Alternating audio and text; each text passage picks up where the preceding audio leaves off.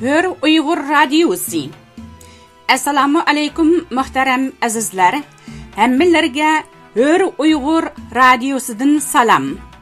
Hörlük suyar Uyg'urlarning radiosidan salam. Hör Uyghur Radiosi 2004-yili marhum kompozitor Al O'g'li Kurashkusan apandimning bevosita yetaklashida Shvetsiyaning Eskilstuna shahridan Uyg'urcha anglatish boshlab, toki marhum apandimning tuyuqsiz vafotiga qadar nurg'un nadir asarlarni elga sungan edi.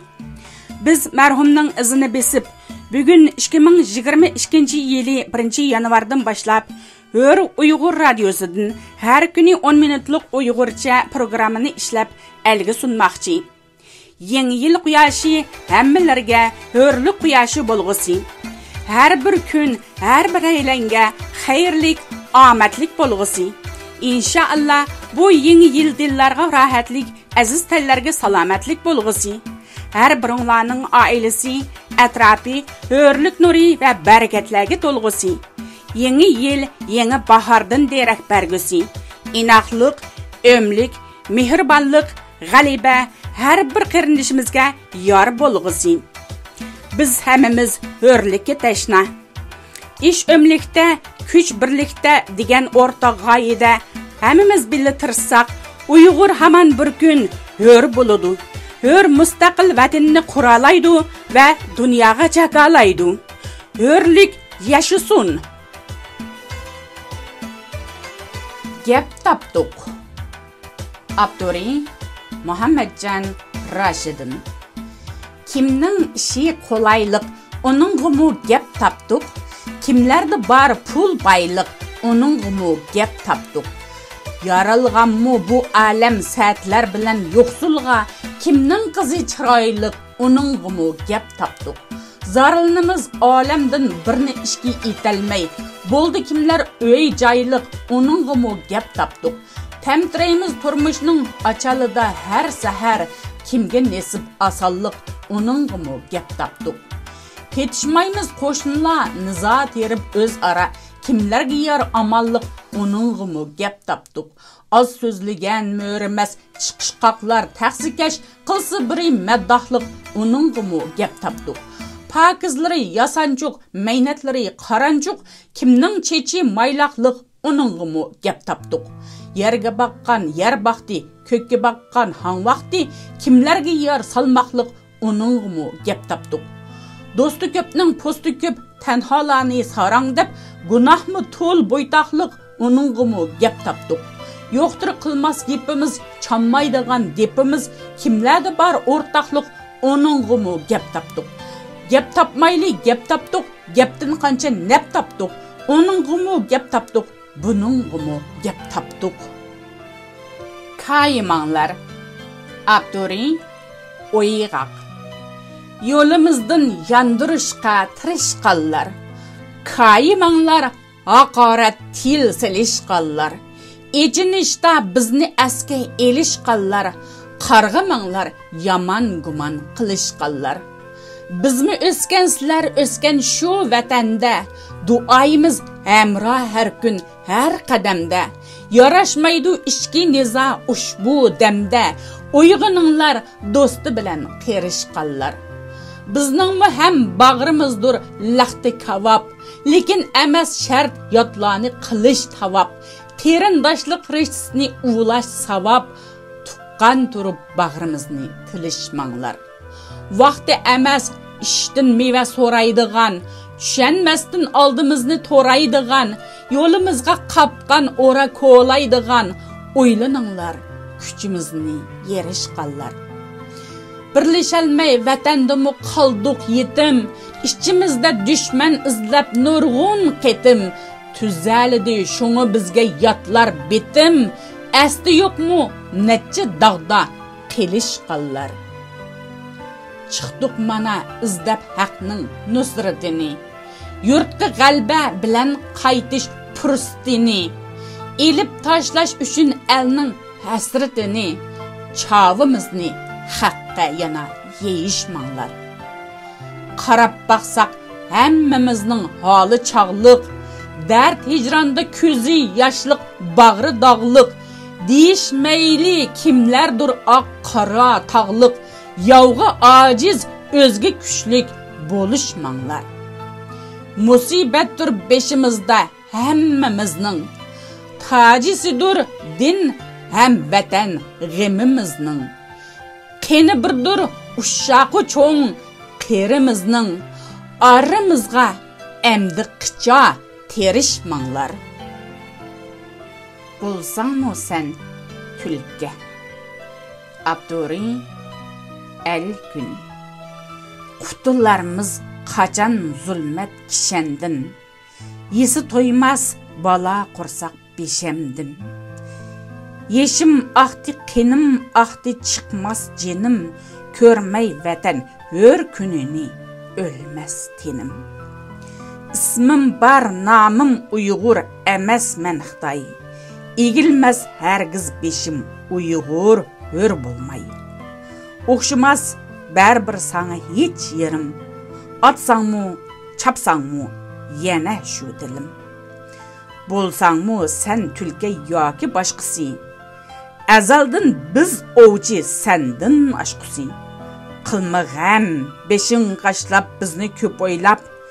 Berudu az günde Uygur sana xo'p cevap. Biz bolayli.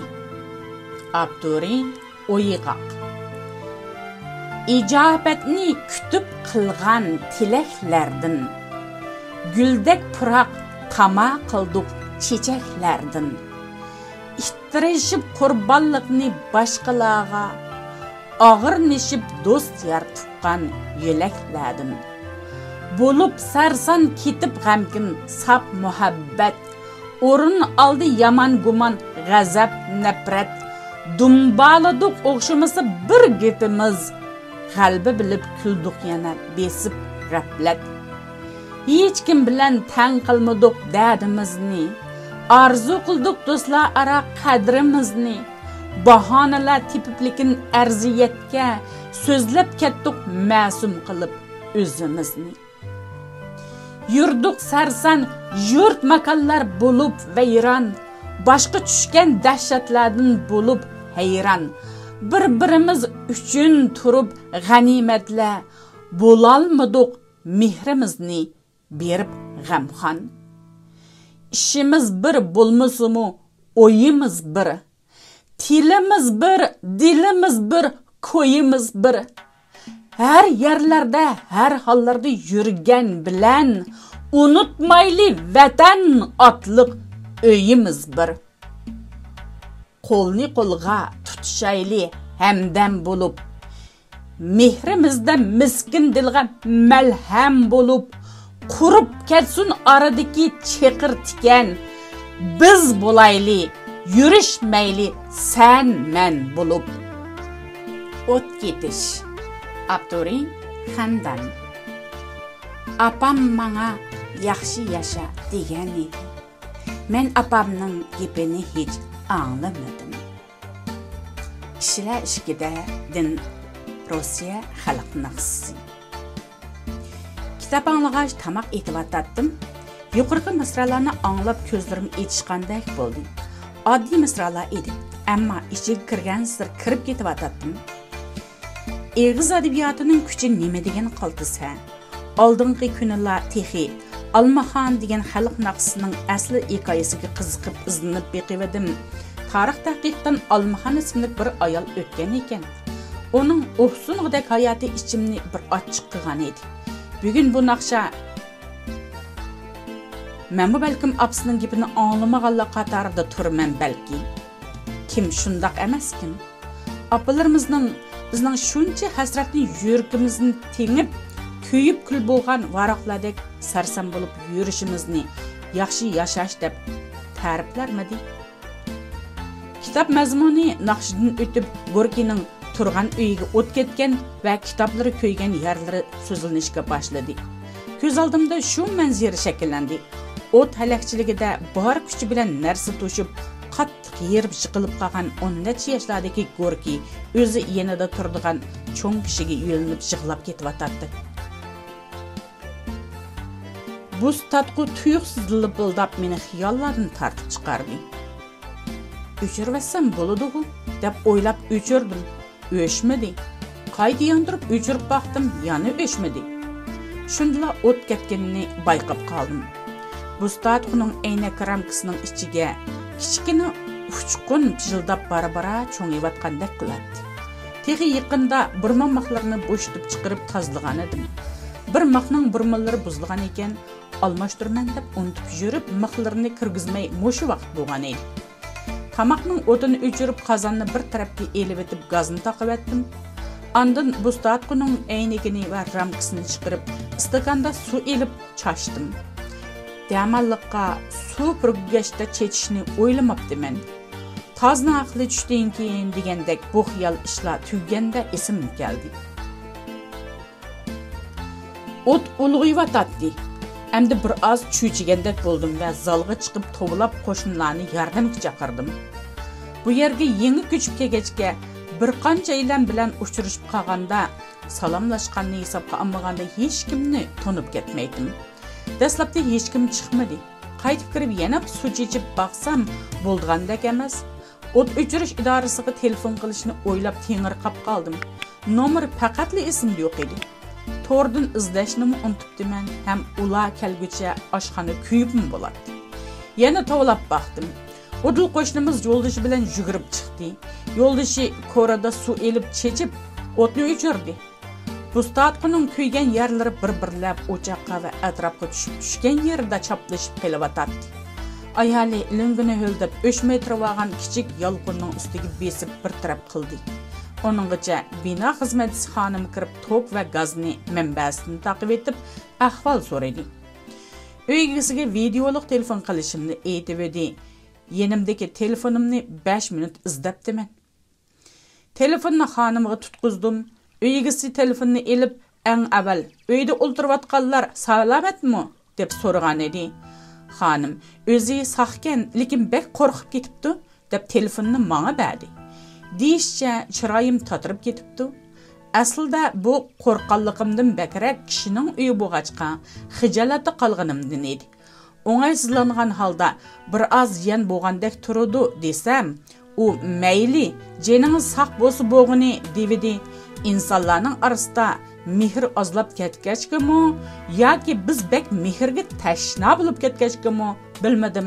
Tuyuqsizlik xuddi tog'am bilan paranglashayotgandek yig'lig'im keldi. Ular bir oz paranglashib, uy egasi tokchi avadidigan bo'ldi. Chiqimini o'zim beraman, ansirmanglar degandek qildi. Burungi uyning buzilgan yerlarini davomliq o'zimiz pul chiqarib o'ngshab bek zerikkan edik. Bu gapga sal hayron bo'ldim. Tokchi tezlik keldi va uy egasining talabi bo'yicha bu statxuni chiqarib tashlab etdi. Aslida konrab qolgan deb menga tasalli bergan bo'ldi. Tokchi tokba yerlarni tekshirib endi bexatar ekanligidan xotirjam qildi. Aslida tok mas bo'lib qilib o't ketibdi ekan. Oshxona vayron holatda edi.